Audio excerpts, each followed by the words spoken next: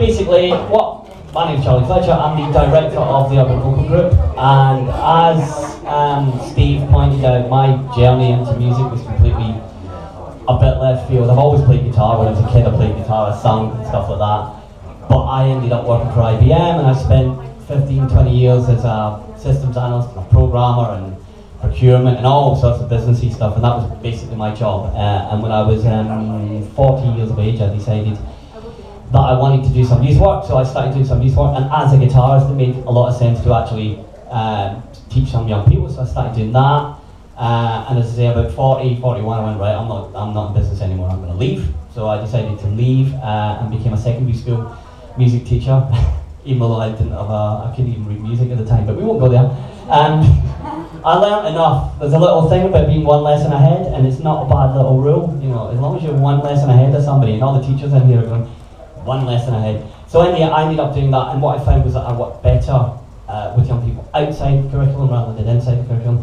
I started working with Music Fusion and became what you would call a community musician. So I did a degree in world music up in Sheffield and went to Gambia and did some field work there, and that was my passion. And then I started a samba band, 50-piece samba band, gospel. So I'd done all that sort of stuff. And at the same time, because I was working with young people outside of music, when I worked in Park Community School, I found that I was engaging all these young people who weren't going to music classes. So it was like, well, there's obviously a group of young people who want to actually play music, and I found it much easier. So and then I met this woman called Amber Tremaine at Park Community School, heard what she was doing and thought, this is how to teach group vocal, this is how to get people to sing. And it all starts with singing. There's only there's two forms of music that anyone can actually do. One's vocals and one's percussion. And I love them both for that reason. So yeah, and then we started the Urban Vocal Group.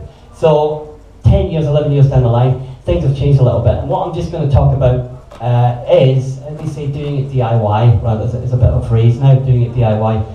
Essentially what it is the world of music that I grew up in was very expensive, very elitist, and very difficult to move on, very difficult to get really good content. So if you did a demo, you did it on a tape recorder or something like that, and anyone, Nick, I don't know if you remember, if you ever recorded where you get a twin tap recorder and you record your guitar in there, take the cassette in, then you go with that one, you record that one, and just start, and that was how you multi-track, so we had no idea. So essentially, when I was 17, so 1982, I went into my first recording studio, and these were places that were like, with these sort of strange nocturnal beings that never came out, right, and thousands of pounds of equipment, and nobody knew how to use them and stuff like that. And that was 1982, and I still get excited walking into a recording studio, and I'm pretty sure young people do even today. But it was so technical, it was so beyond anyone, the idea that you could create a quality product just didn't happen unless you were in a recording studio. Same year, 1982, Bruce Springsteen brought out an album called Nebraska. I don't know if anyone's heard it, it's a very good album. He recorded that in his garage on a Tascam Porter studio. It's a 4-track Porter studio, and essentially his idea was he was taking it in for a demo, and he went into the studio and he went, no, actually I like what I've done in my garage. And he released Nebraska on a Tascam. So it was essentially the writing was on the wall. That was great for us. So when I started UVG, I didn't know anything. I am probably more DIY than I knew nothing about the music industry. I was just a guitarist and a percussionist, but I didn't know anything about recording studios. I didn't know anything about marketing, promotion, all that sort of stuff that nowadays is just so available. And so I'm going to take you through a little bit of how we started our artist development, and then talk maybe a little bit about some of the facilities and resources out there, and then maybe get into a little bit of the drier stuff, which is about promoting yourself and PRS and a little bit of that. I'll skirt as I go along, because I have got a script and I have got Steve Pitt's glasses, but I've decided I'm not going to use my script, so we'll just see how it goes. First one. When we did, these are two, I'm going to also showcase some of the singers that have been with UVG over the years. The first time we did any sort of live recording, we did it in my office in Southbourne, Amber and I. And this was in 2007. So essentially I was shocked that I could do this in my living room or in my office. I couldn't believe it. So these were the first sort of 2 tracks that we did. And the thing is about home recording now is it doesn't make you sound better, it makes you sound the way you should sound. And before that was almost impossible, because if you, in the old days, just sung into a tape recorder, it didn't sound so good. So the great thing about technology today is you can put out, this is how I sound, and it can be a real good quality enough that people will notice it. Yeah, so that's what's up. So these first two tracks were done using guitars, keys, Vox, MIDI strings. It's very cheesy, but it gives you the idea of what we were doing with young artists in about 2010. Amber playing keys. There's any justice in the world, you would be my man, I would be your girl, yeah. If I found you first, you know it's true, she would be alone, I would be with you, oh yeah. Been to ancient worlds, I've scoured the whole universe, caught the first train home to be at his side. No matter where I roam, I will return to my English rose, for no bond can ever tempt me from here.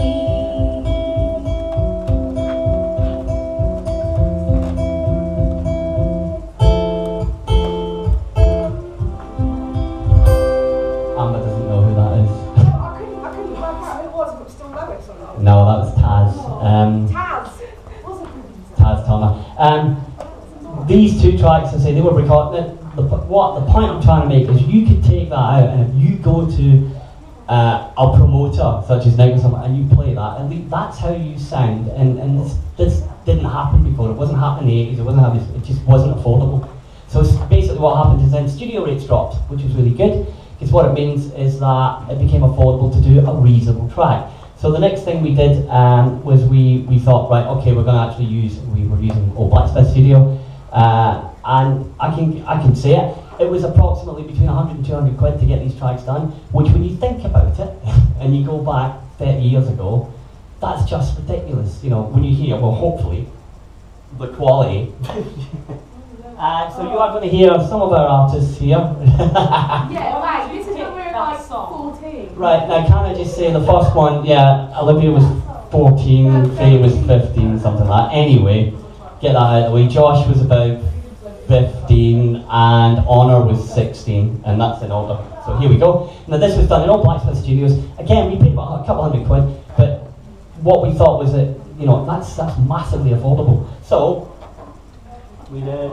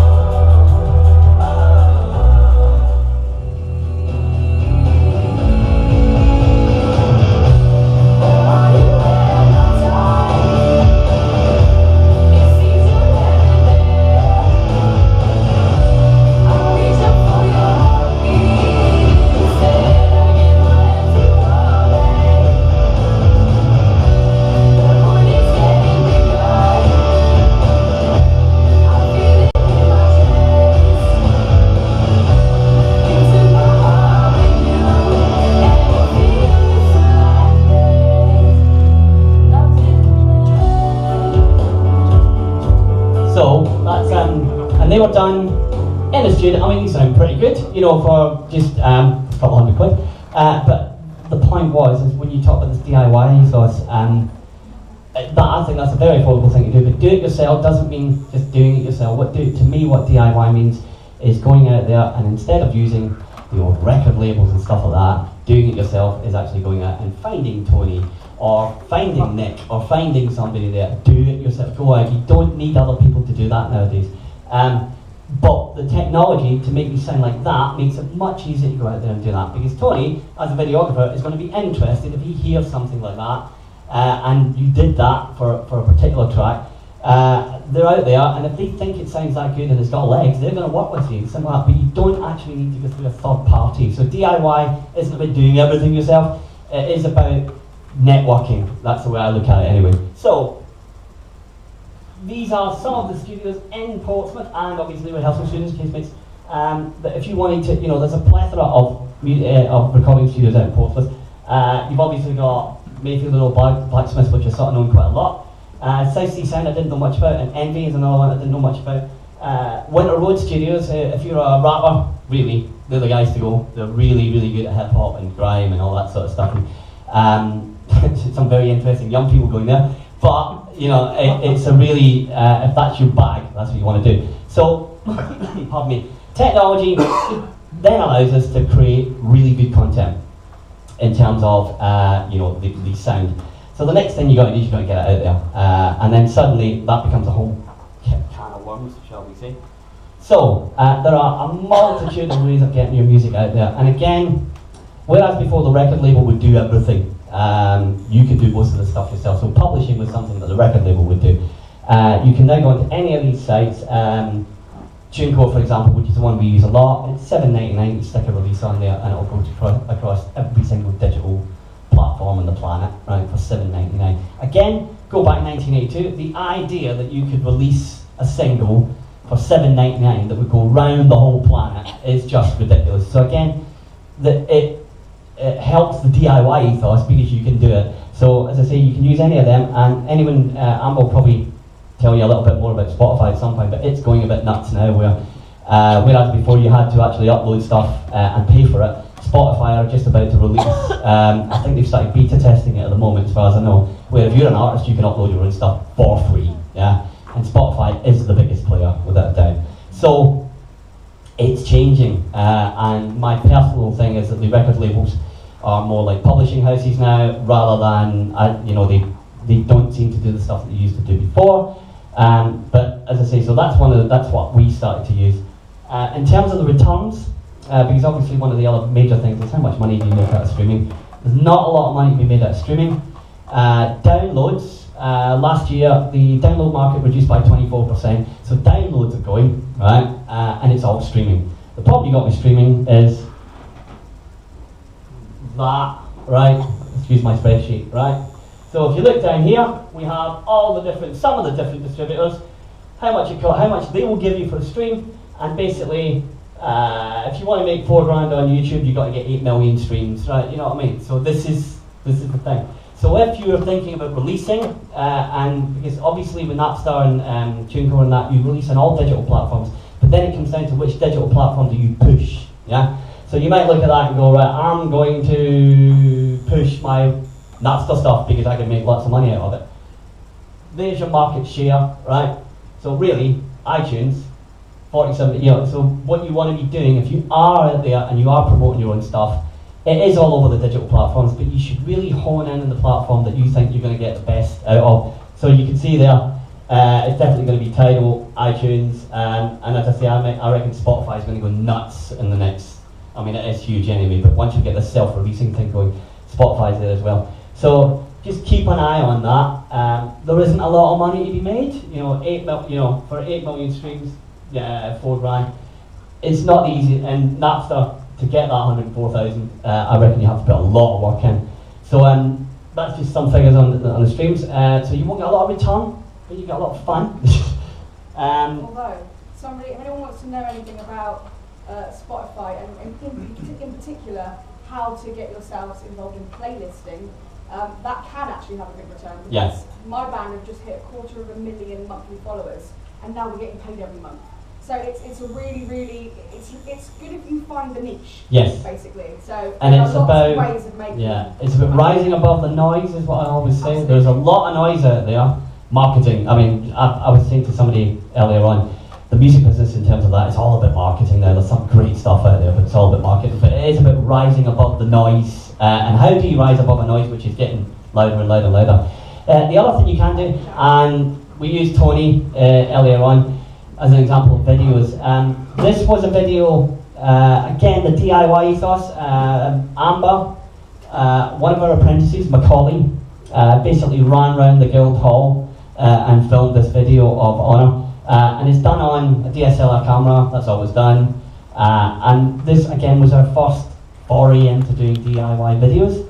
And again, the whole concept of this is how you do it yourself, and then there are people out there who can do it, but you don't, who are better and who know what they're doing, but you can start off at a budget.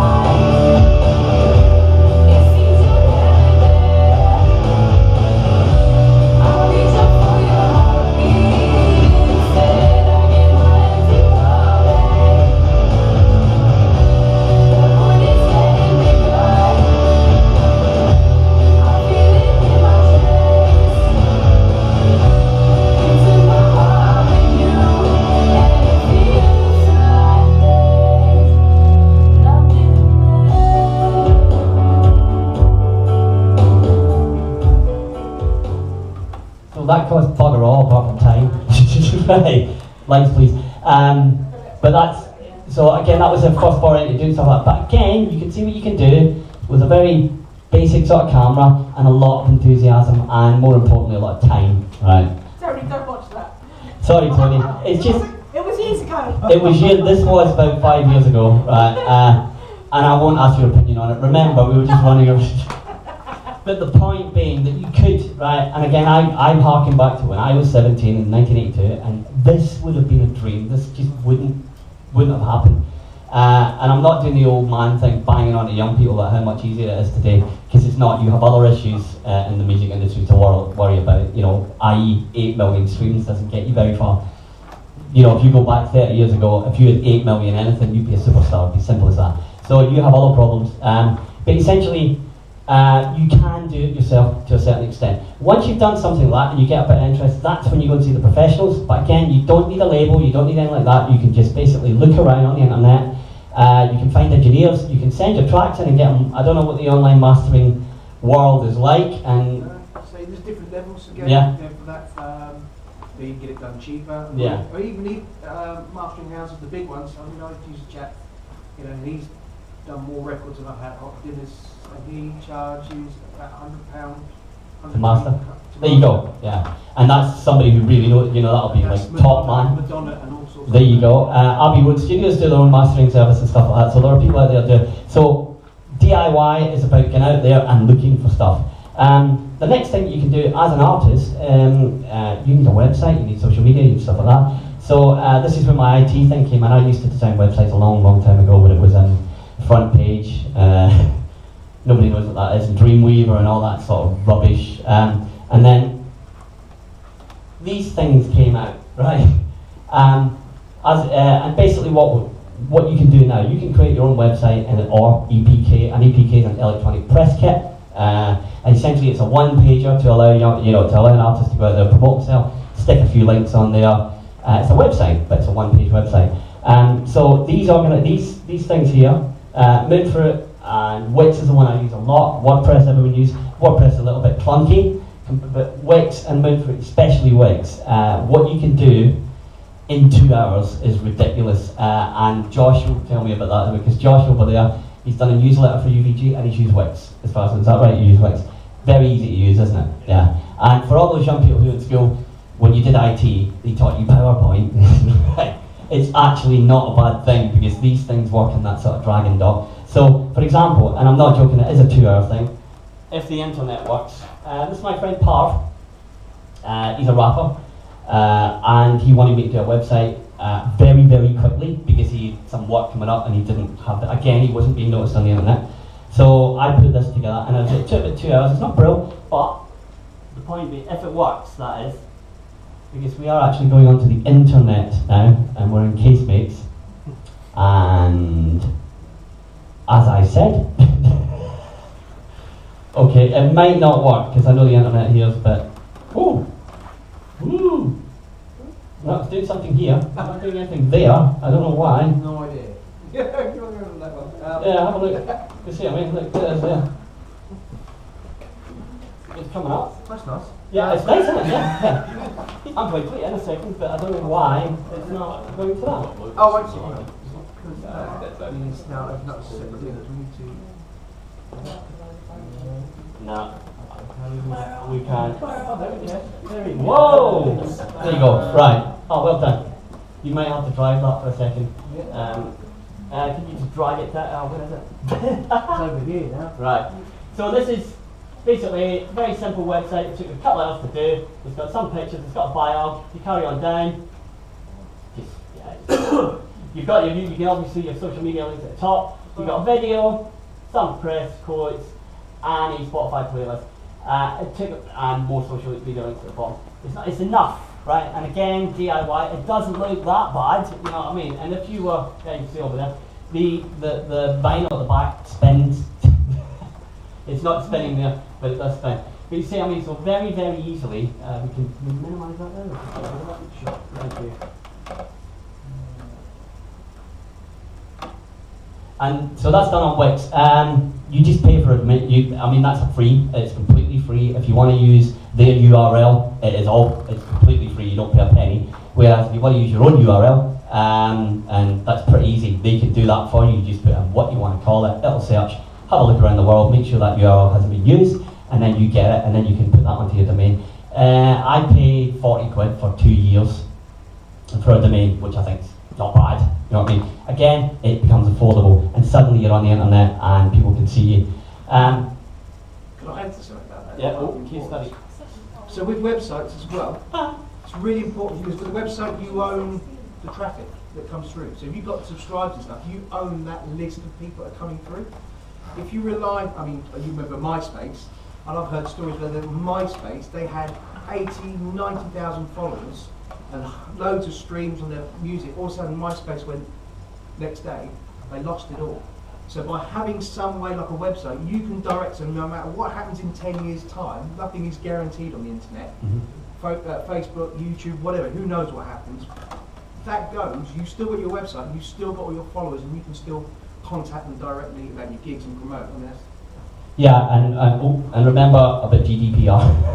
It sounds annoying, but if you are going to get people to subscribe, make sure they know that you're going to hold on to their email and that you will be contacting them.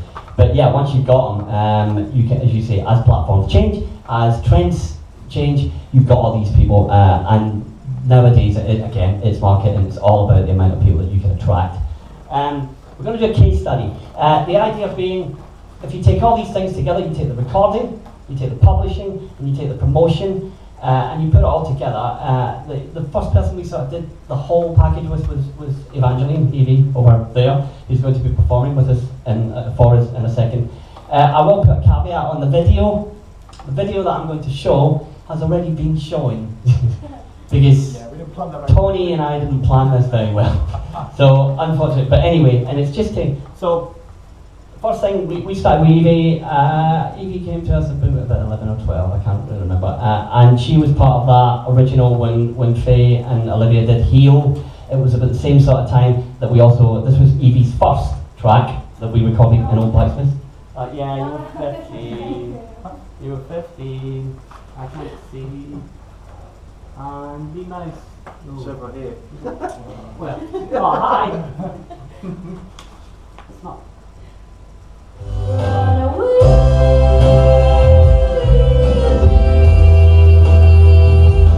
You're the hands that pull me out and leave me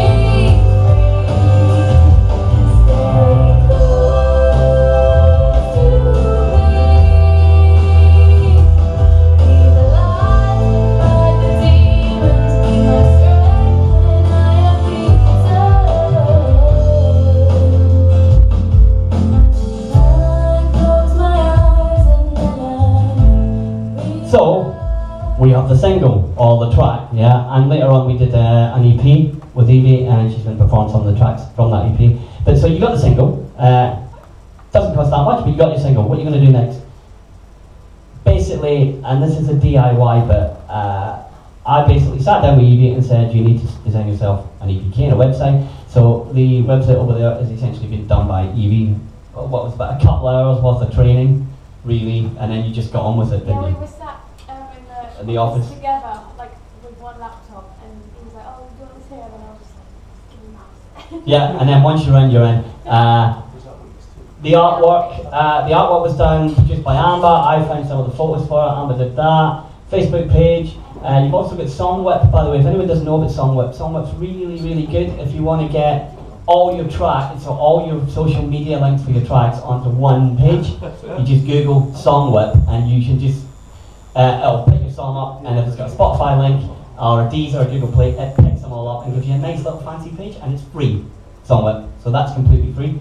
But you see what I mean? So it's and what this is about is to get your social media and syncing it all up. So if you go to the Facebook page, it should take you to the Spotify page. If you go to all your links here, everything should be synced. Right? So, but the thing about this is DIY. This is essentially myself, Amber, and Evie putting all this together, and you can see what you can do. So you're now out there as an artist. You know what I mean? It doesn't, as Steve Pitt said, it is about luck, right? But what I'm saying here is that you can create a reasonable amount of quality content, which is the first time I would say ever.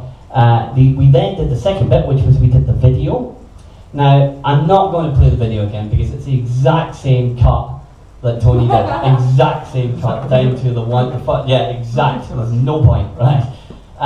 What I will say about the video, did anyone... People in here now. Oh, other people didn't see it, right. This is Evie's video. What I wanted to say about this, sometimes you take a song, and when Tea and Sugar came out, when Evie wrote Tea and Sugar, there was another 3 songs in the EP which were a little bit more upbeat and stuff like that, and I wasn't too sure what to do in terms of the songs. It's kind of like the one, the story behind it is about like an old man I used to look after, so I really wanted to have a copy of it because it was like meant a lot to me. Yep. But I wanted to have it on EP because it was like a song that meant a lot to me. It wasn't necessarily because other people are going to love the song. Exactly. Yeah. When it was And then. the best black sound in the world. Yeah, and then what we did, and this is the thing about what Tony was saying about why do you need a video?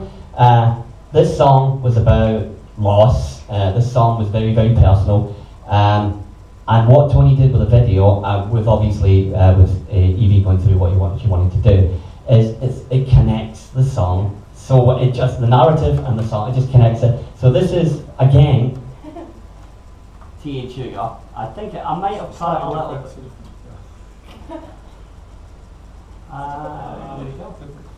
It might be slightly different. Okay, yeah, cut the first bit out. Much more than I thought you would. But now you're gone, and I've cried more than I thought I could. All these tears are staining my cheeks. I'm waiting for the sun to come out and turn them to steamboat sails. Run free, run fast, run far. You're not stuck in a bed, you're above our heads. You're not in pain anymore.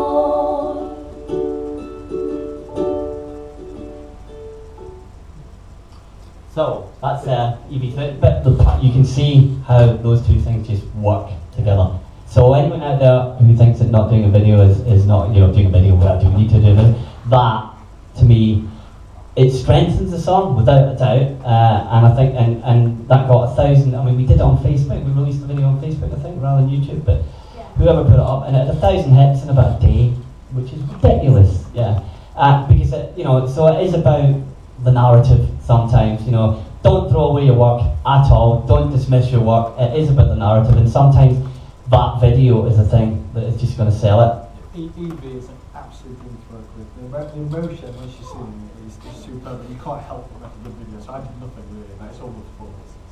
It's Evie, she's wonderful. And who was it your granddad? My step-granddad. Ah, right. Like the person I looked after was a family friend, and we knew him, and they were sort of like from the same age. Oh, I didn't realise that. Yeah, he was a family friend. That's They so were, cute. like, he was really good friends with the actual man. Ah, right. The actual man. Okay. Last bit, promote yourself. Radio. We have the wonderful Liz Beckett there, right? Liz does a show called The Shout. From what I know, you just send stuff in, you know, contact you and say, I'm a musician, I have this, can I be played? Is there any particular selection criteria like that, or is it? No, I mean, I'm going to have a quick chat in a minute. But Yeah. I'm going to talk about formats because that's really important. A lot of musicians send me music and within 30 seconds I could wipe it away because there's certain things you need to stick to when you send me. Cool, right, so Liz is going to talk about that. Liz is next. The other thing is we do have BBC Introducing Solid. If you basically log on to the BBC Introducing website, you can just upload your tracks. Yeah. And you know, if it get the thing about introducing obviously is BBC. There is a process where eventually you could get to BBC Introducing the biggie if you want. But again, all you got to do is create decent content and put it up there.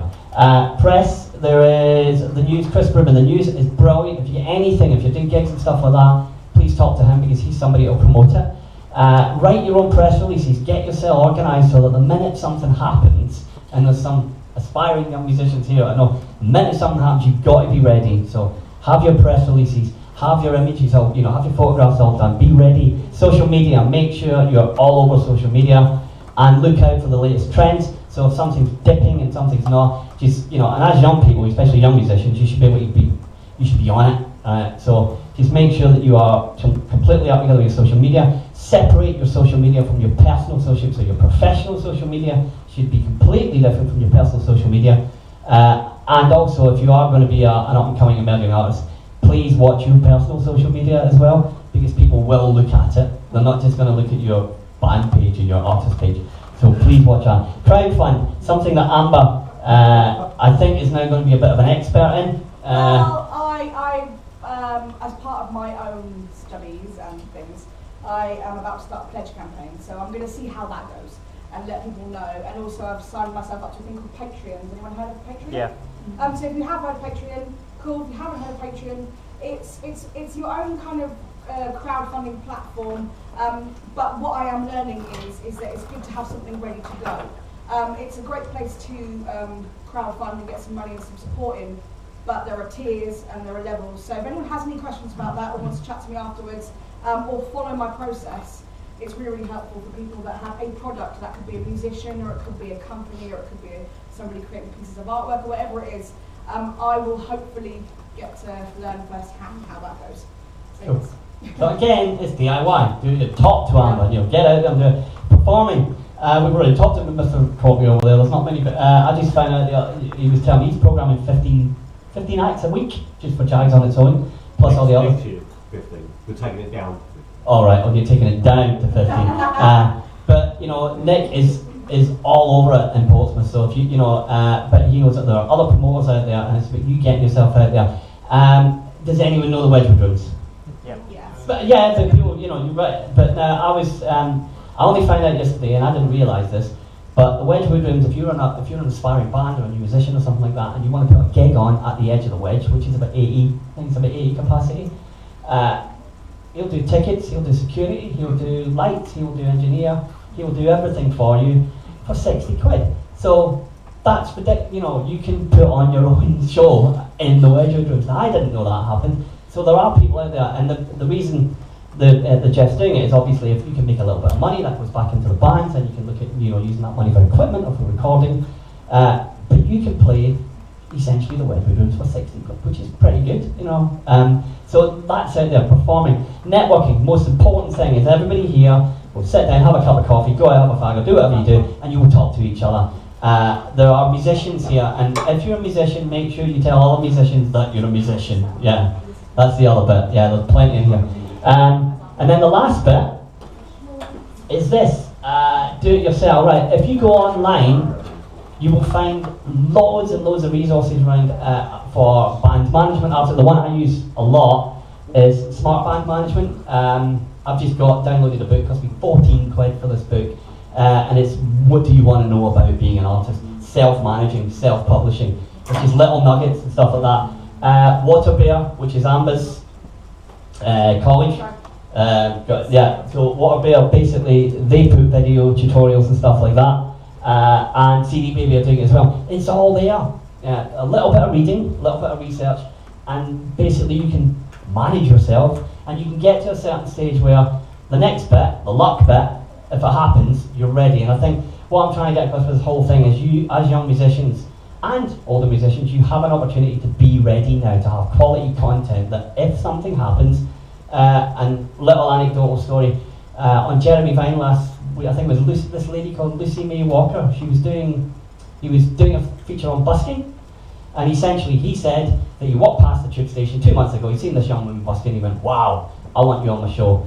So, luck. I then checked out her social media. She's got a website, she's got Spotify, she's got everything. She was all over it saying, I'm going to be on Jeremy Vine's show in 2 weeks. Bang, bang, bang.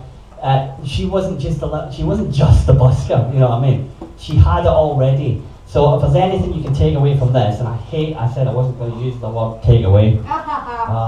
It is to, as young musicians, use the technology, be prepared, use the people around you. It's a lot cheaper than it used to be. Don't be surprised if it takes a while, and don't be surprised if it doesn't happen, because as Steve said, that's not what being a musician is about. And 99.9% of musicians will not become famous, but it doesn't stop it being wonderful. So just be prepared, have your content, sign up to PRS if you're a writer, forgot about that. But yeah, that's about it. So if there's any questions or not, that's fine, because Evie's going to play in a second. And thank you for listening.